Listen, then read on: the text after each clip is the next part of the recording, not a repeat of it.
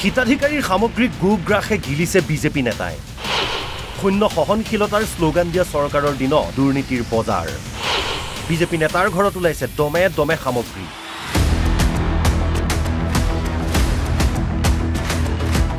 হিতাধিকাৰীলৈ অহা পানীৰ ফিল্টাৰ বাল্টি table pressure cooker gas stove শিশুৰ শিক্ষা তথা খেলৰ সামগ্ৰীৰে ভৰি আছে বিজেপি নেতাৰ ঘৰ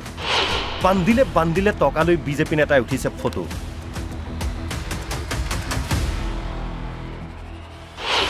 সাজিছে প্ৰাসাদোপম অট্টালিকা হুজাইৰ এছচি বোৰ্ডৰ কোটিটকীয়া কেলেংকাৰী ফাদিল কিন্তু যিটো হৈ আছে ভালে হৈ আছে চুৰবিলাক ধৰা পৰি আছে দীপন মালাকাৰ সুব্ৰত ৰয় আৰু সঞ্জয় দেৱৰ ঘৰৰ পৰা ইতিমধ্যে বহুত পৰিমাণে এছচি বোৰ্ডৰ আৰু বিচি বোৰ্ডৰ সামগ্ৰী উদ্ধাৰ হৈছে আৰু এতিয়া পিণ্টু দাসৰ ঘৰত আহিছে আৰক্ষী কিমানটা ঘৰত চলিছে অভিযান অলৰেডি 3টা ঘৰত হ'ল আৰু চতুৰ্থ ঘৰ যিজন মেইন মাষ্টাৰ মাইণ্ড এই গোটেই কেলেংকাৰীত পিণ্টু দাস তেখেতৰ ঘৰত এতিয়া আৰক্ষী প্ৰশাসন আহিছে যোৱাকালিও আহিছিল শুনিব পাইছোঁ আমি কিন্তু তেখেতে গেটখন খোলা নাছিল এতিয়া গেট খুলিছে এইজন সকলোৰে চিনাকি হুজাইৰ অনুসূচিত জাতি উন্নয়ন বোৰ্ডৰ উপাধ্যক্ষ পিণ্টু দাস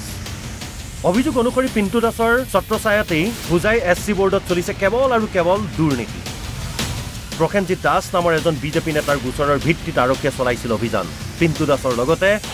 পিণ্টু দাসৰ ঘনিষ্ঠ দীপন মালাকাৰ সুব্ৰত ৰয় সঞ্জয় দেৱ ওৰফে পাপ্পিৰ ঘৰত আৰক্ষীৰ অভিযান আৰু এই অভিযান কালত উদ্ধাৰ হৈ হিতাধিকাৰীক বিতৰণ নকৰাকৈ জমা কৰি থোৱা দমে দমে সামগ্ৰী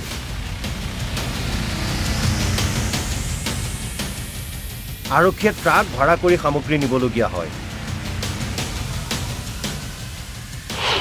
এছচি বোৰ্ডৰ সামগ্ৰীসমূহ হিতাধিকাৰীক বিতৰণ নকৰাকৈ বিক্ৰী কৰি অহাৰ অভিযোগ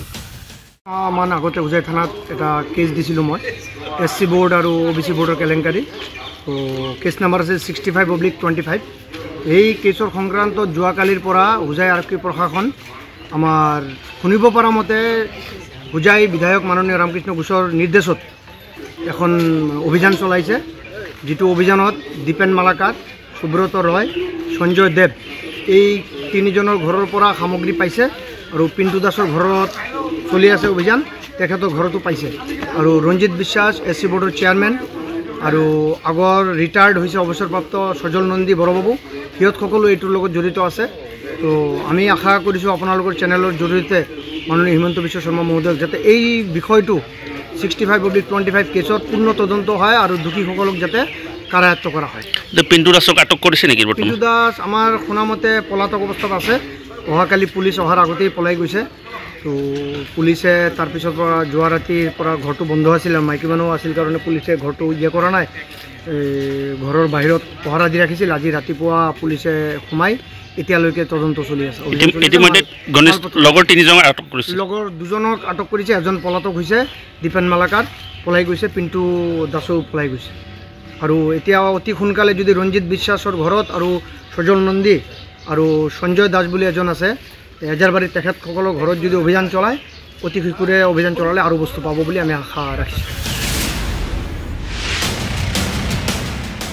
এতিয়া আৰক্ষীৰ অনুসন্ধানতহে পোহৰলৈ আহিব এছচি বোৰ্ডৰ কেলেংকাৰীৰ অভিযোগ উত্থাপিত হোৱাৰ ঘটনাৰ আঁৰৰ কথা হুজাইৰ পৰা বিজু গাঁওখোৱাৰ ৰিপৰ্ট অসম লাইভ 24